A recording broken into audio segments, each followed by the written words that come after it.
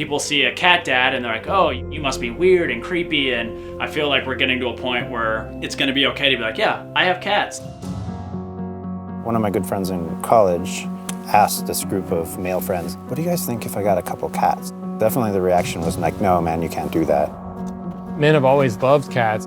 Some of those old stereotypes are fading away. We started an Instagram on it. There was some media interest. They want to know who owns this cat, where does this cat come from?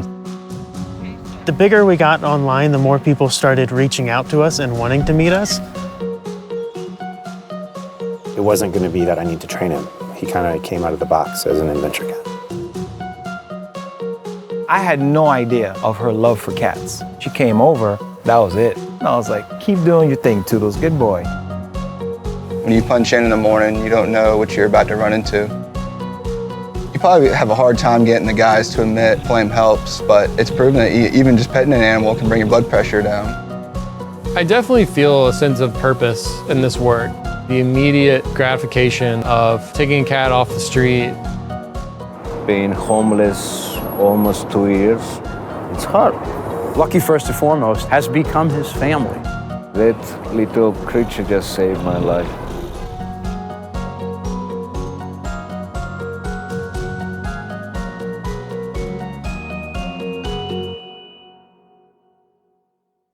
Hello and welcome to the 206 podcast. My name is Mark. I'm coming to you from Seattle, Washington, and this is the Changing Directions interview series. Joining me today is award-winning filmmaker Mye Hoang, director of Cat Daddies. Mye, welcome to the 206. Hey, Mark. Good to be here. I love Seattle. Oh, excellent. One of my favorite cities, by the way. Oh, awesome. That's great. Thank you for taking the time to do this interview. And I wanted to say, first off, I was a cat dad myself for over 14 years. So I've been following this project for a while on social media. And for those that don't know, I had an orange tabby cat. His name was Flash, and he was basically my best friend for all those years. So I bring that up because your documentary was a very relatable experience for me, being, called Cat Daddies, about, men who have cats. So the first thing I want to ask is, where did the idea for the documentary come from? And why was this story a story you wanted to tell?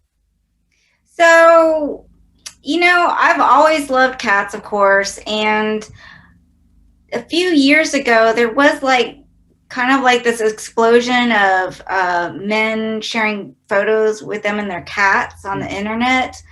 And, there's a lot of famous cat dads, like Little Bub's dad and Jackson Galaxy. It seemed like men were getting a lot of positive attention for loving cats. With good reason, because whenever I see photos or videos of a man holding a cat or a kitten, it's very heartwarming to me. It never gets old.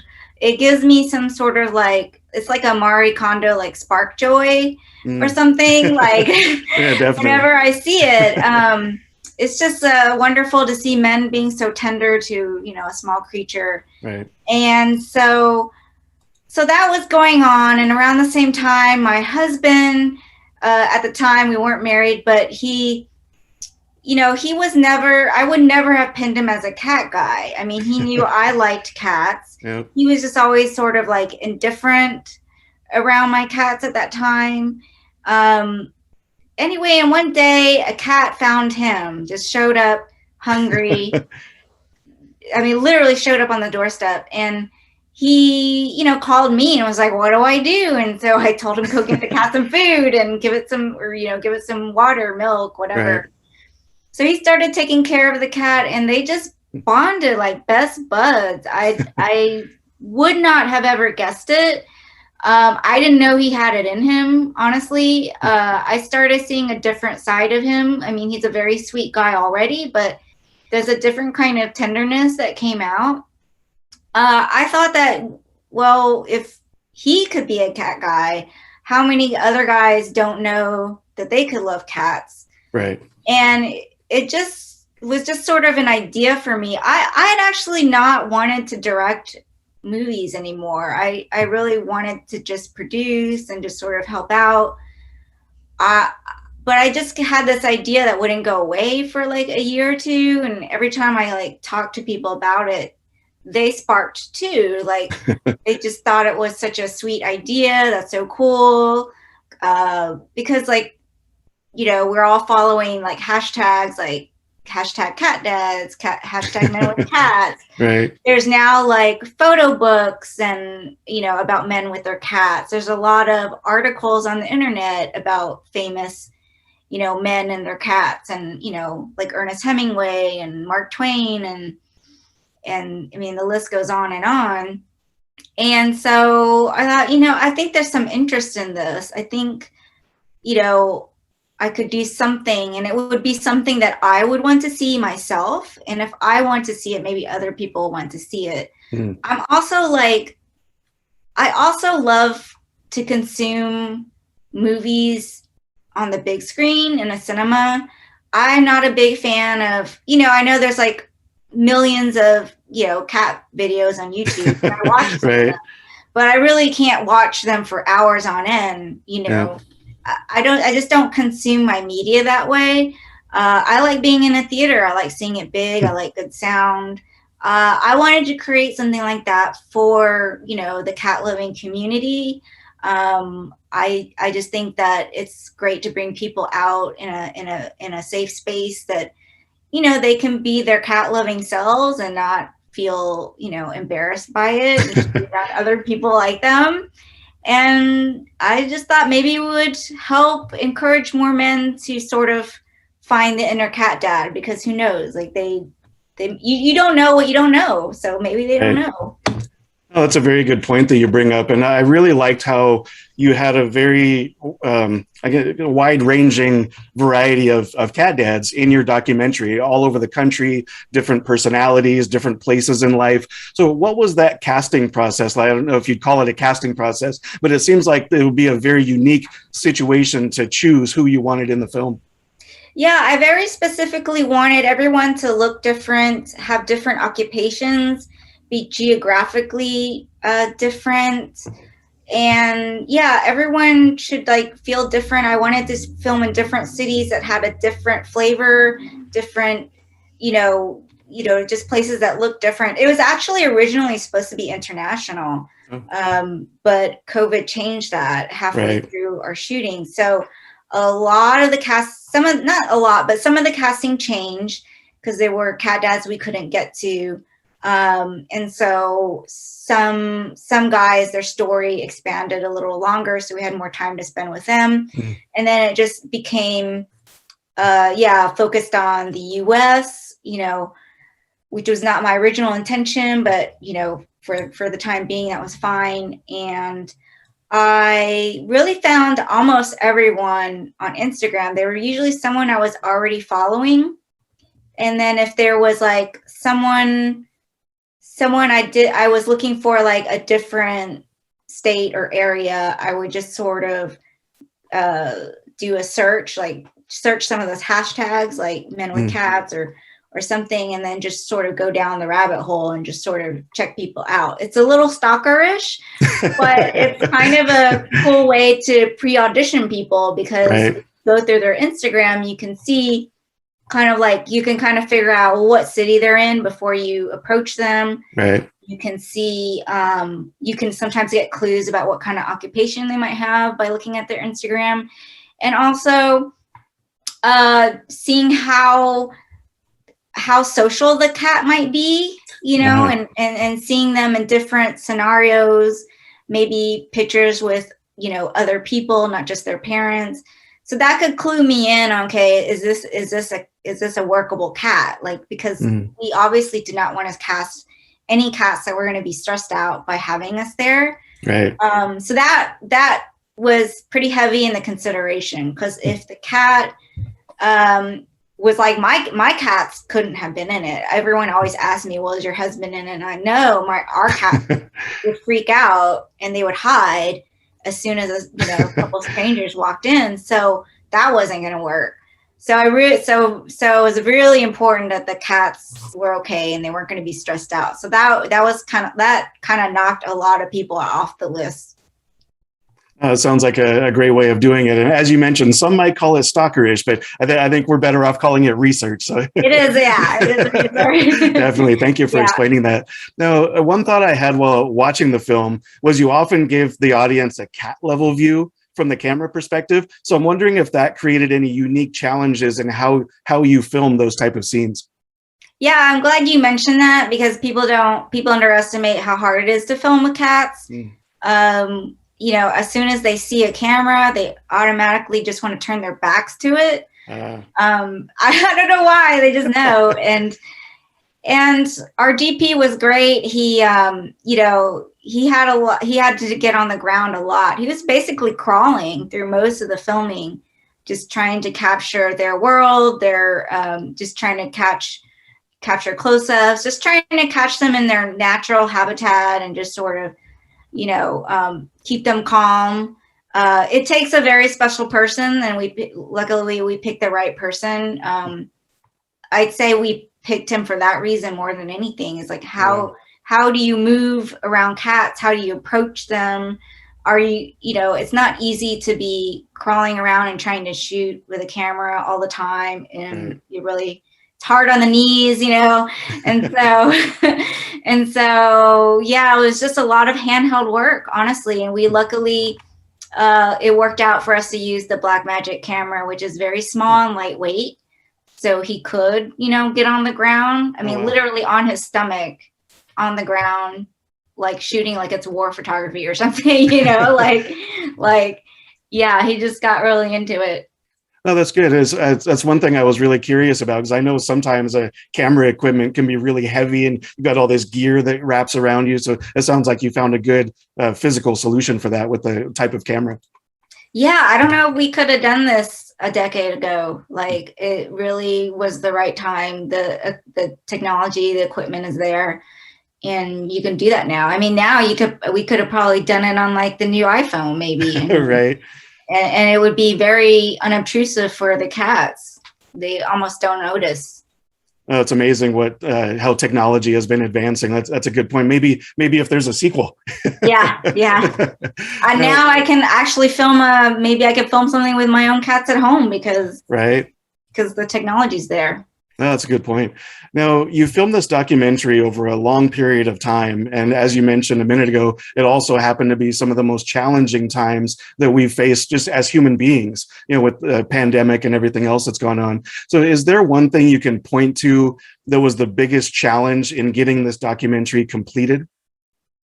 Yeah, I mean, we were lucky because in documentary world, 2 years is a drop in the bucket, but it was twice as long as I was planning. I mean, quite honestly, this is my first documentary, and I thought that it was just going to be really simple and quick and easy, honestly.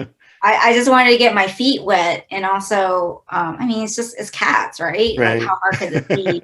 And it just ended up taking a long time because through 2020 we had to just kind of wait in the wings. We were editing, you know, along the way what we had. As soon as we had it, we would edit a little more as we were getting footage. But there were just so many times when we, you know, book our travel and then, you know, a few days before, got to cancel it all, can't go. There's a quarantine, you know, 2-week quarantine being required for New York. So it was just a lot of stop and go for like almost that entire year. And I was worried because, I don't know, am I allowed to say a spoiler or anything? Up to you. If you want, it's fine. Okay, well, one of the cat dads was dealing with health issues and also very, very high risk if he got COVID.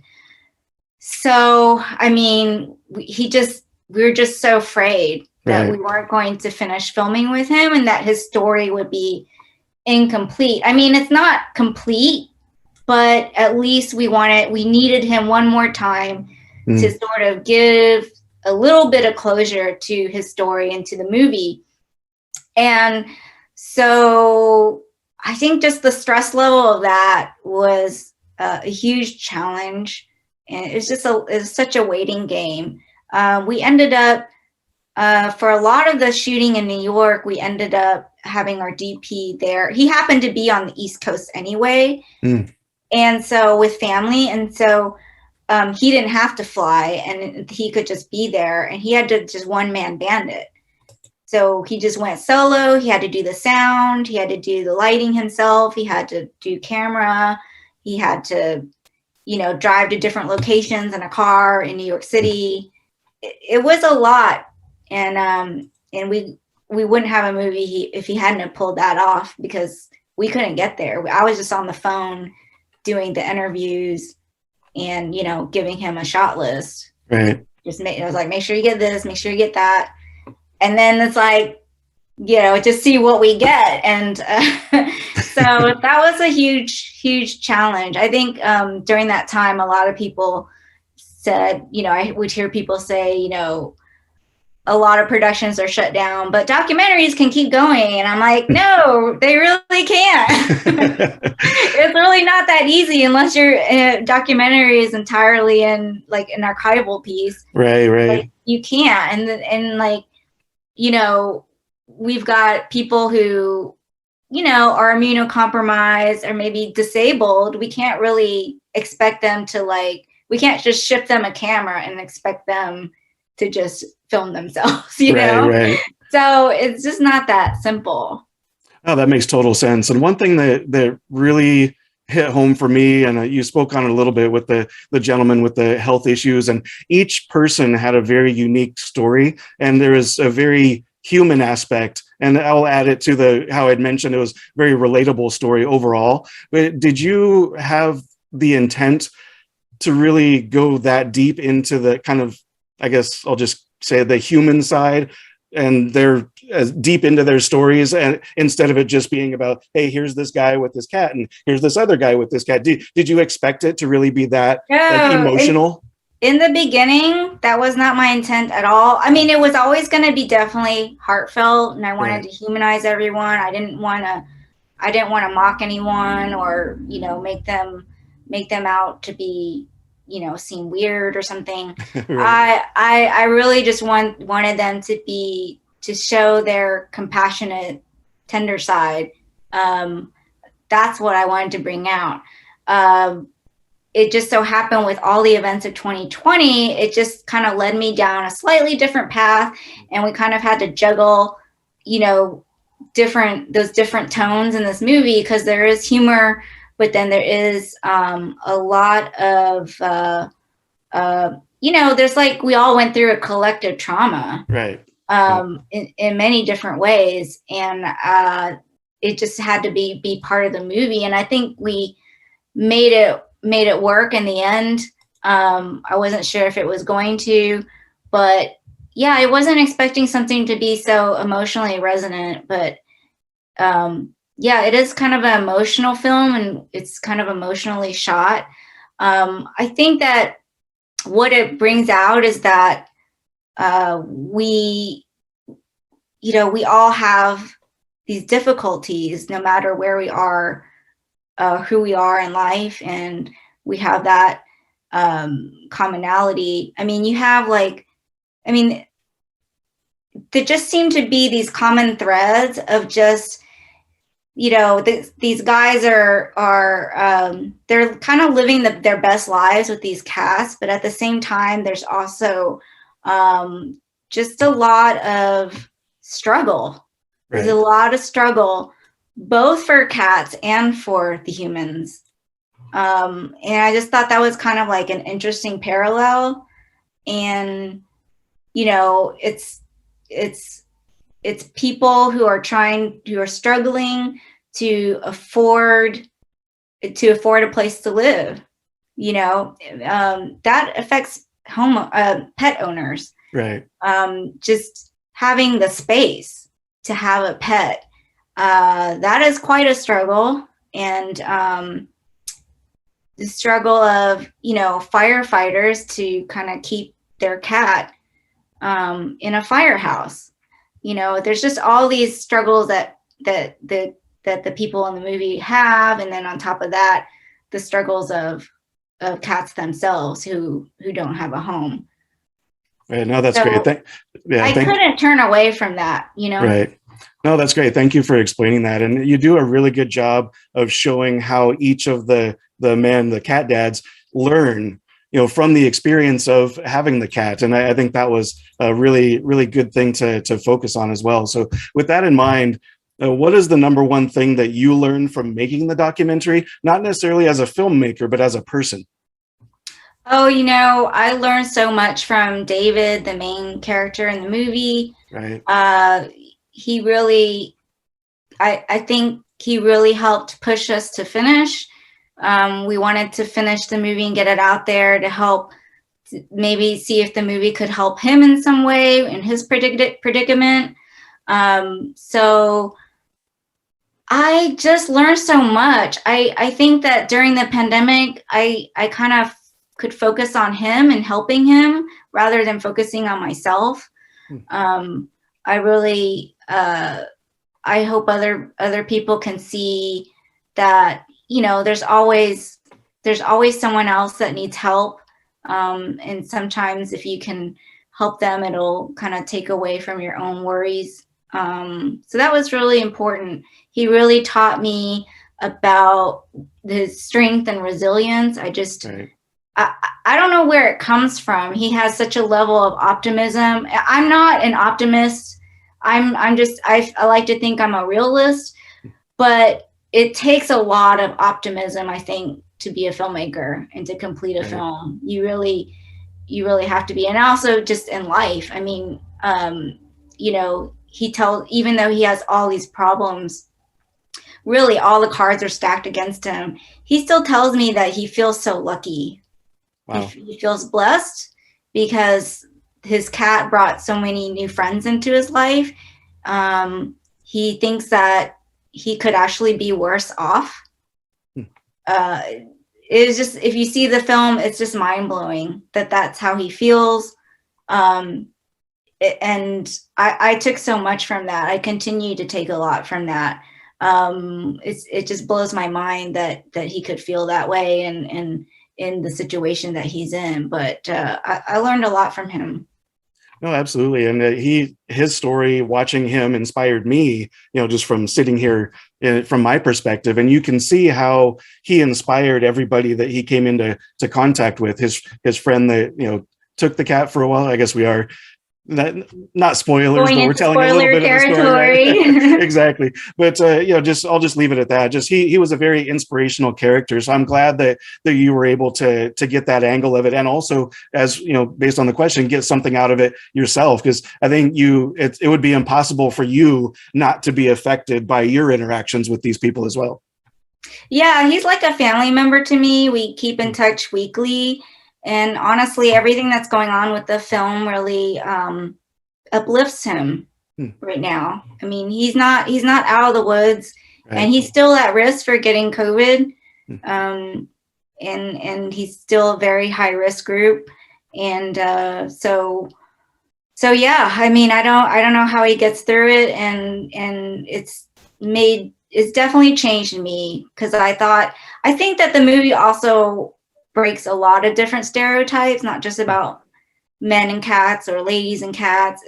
It's really about all kinds of people, right? I mean, right. And I specifically try to, have people with different occupations and stuff. And I think that we see them in a different way, and I hope it breaks a lot of stereotypes. No, absolutely. I think that's something that people will notice in the documentary. Now, speaking of learning, like we just talked about, and speaking of people's backgrounds, I don't know if this is a little known fact, but I thought it was when I discovered it, but you actually founded the Asian Film Festival of Dallas. Yep. After you studied film at SMU. So you definitely understand the festival experience. And it seems like movies have always been a part of your life. Can you touch on your background and where, I guess maybe where your love of movies first began? Yeah, I was born and raised in Dallas, Texas. And if you're not a sports fan there's not really a whole lot to do. Right. And my parents were very, very strict immigrant parents. Like I couldn't even go to a sleepover when I was growing up. But they did allow me to go to the movies. Oh, wow. And so that was just always been a huge part of my life. In a way, movies are a way of like mental travel. I mean, because I never really even got to travel as a kid. And so movies were such a escape, right? And you can just learn so much and how it is to be in another person's shoes. Yeah, it was just really my everything. And I made little movies and skits with my friends growing up. I kind of naively went into studied film, thinking I could somehow make a career out of it. This was also like kind of against my parents' wishes. And so I did that, and I worked at a lot of movie theaters, like art house movie theaters. And one day I thought, well, why don't we have like a Latino festival, a Jewish festival, all these other festivals. Why don't we have an Asian one? And so I don't know. I just started. I had like a collection box for people to drop their email if they were interested in seeing Asian movies. And so I just collected this email list. And then once we had that, we could actually do screenings. So, and then we did a film festival. So it just grew from there, and it's still going on. It's in its 20th year. Really? Wow. Yeah. And, I'm no longer really involved. They can always reach out for help, but it's been very rewarding to have been a part of that and have like a little bit of a legacy in my hometown. But most importantly, expose people to cinema that they wouldn't otherwise have been able to access. This was the days of, when John Woo was at his height, Wong Kar-wai, all these great masters, and we weren't able to see their films on film.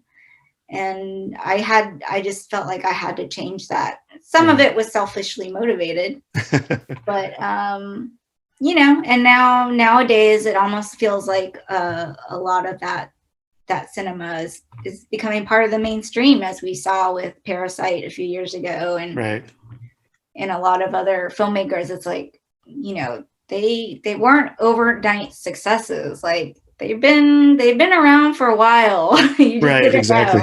Yeah. No, that's amazing that I like that you looked at it from that perspective too, as you wanted that cinematic experience for these films, because you're right, 20, 30, 40 years ago, films that were made in Japan or China or wherever, you would only see on TV, maybe they would pop up on probably a cable channel or something, but you rarely saw them unless for some reason they became a big hit, which was very rare. But yeah, it's definitely a different landscape now. So it sounds like you were maybe a small part of creating that shift with your film festival. That's amazing. So now, speaking of film festivals, Cat Daddies had its world premiere. Again, you're from Dallas, so the premiere was at the Dallas International Film Festival.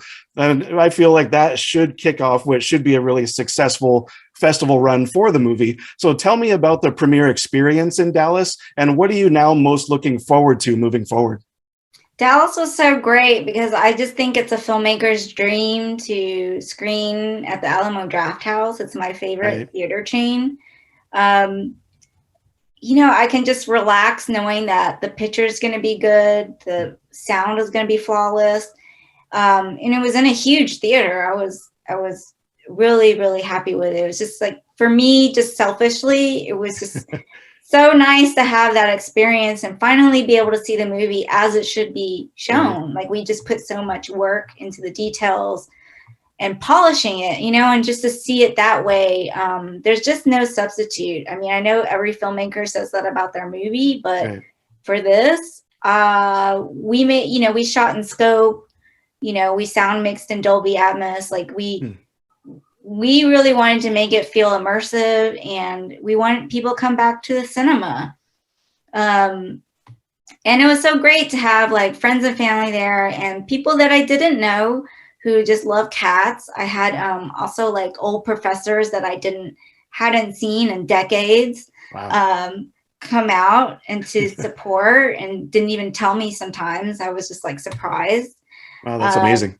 it was so amazing. It was such a touching experience. It really energized me and everybody just to have it, because it's been so long. I mean, I've gone to the movies, but there's something special about the film festival experience. Right. And just the energy that's there. And then to come home and find out that we won the audience award was just incredible. And I never won like an award for film before. So that was just a nice way to like kick things off and start things off. Wow, no, I think that really is special too, because it's the audience award. So the people that sat there and watched it, they reacted to it just as fans of, whether it's fans of cinema or fans of Cats or the story. I think I always like to see those audience awards and who those go to, as well as the jury prizes and that type of stuff. Yeah, it's really interesting. So Cat Daddies won for documentary, and then for narrative, it was Kenneth Branagh's Belfast. Oh, wow. Two very different films. I mean, I think it's awesome. I'm like in good company, right? Yeah. And I'm really dying to see that movie because I've heard so many great things. But to like be right there, like in the same list, it's Right, just exactly. like pretty incredible. So yeah, definitely not expected at all. I mean, it's like in a year like this, we're just happy with whatever we can get. So Right, exactly. Just having an in-person screening, I'm happy. I'm thrilled. I don't need anything else. Right. So how does it feel then being on the same level as a Kenneth Branagh at this point? Oh, I just think it's hilarious. I think it's so funny. No, that's I hope amazing. he's a cat dad. I wouldn't be surprised. That'd be amazing. When you look back at everything it took to make this documentary from the very beginning to now, what comes to mind that just gives you a sense of gratitude? Oh gosh. I really have so much gratitude for everyone who helped me make this movie. It really did take a lot of people. And it's interesting because I'm competing in a lot of festivals where, they have categories for like just for female filmmakers. Oh yeah. And it's interesting how many men stepped up to help me make this movie. Wow. Like all the cat dads in the movie, they didn't know who I am. I don't have anything really to my credit, and they were willing to talk to me and be a part of this movie. And then all the people behind the scenes, almost all of them were men, and they brought their game to make this happen. A lot of it was unpaid or friendly favors, and they also, I felt mentored by them. Yeah, it was really, really, really great experience. And oh, that's amazing. Thank you. I feel like that's a great way to wrap up our conversation. So Mye, thank you for having this great conversation, and a shout out to all the cat daddies out there. Thanks, Mark. Hey, my name is Mark. This is Mye Hoang. Her documentary is Cat Daddies, and this is the Changing Directions interview series. For those watching on YouTube, please hit the like button, subscribe to the page, and leave a comment. If you're listening to the podcast, please subscribe, and you can also leave a review on iTunes. Any way you can support the podcast is very much appreciated. All my interviews and movie reviews are available on 206.com. You can also go to catdaddiesmovie.com for more information about the documentary. Thank you so much. Be safe and see you next time.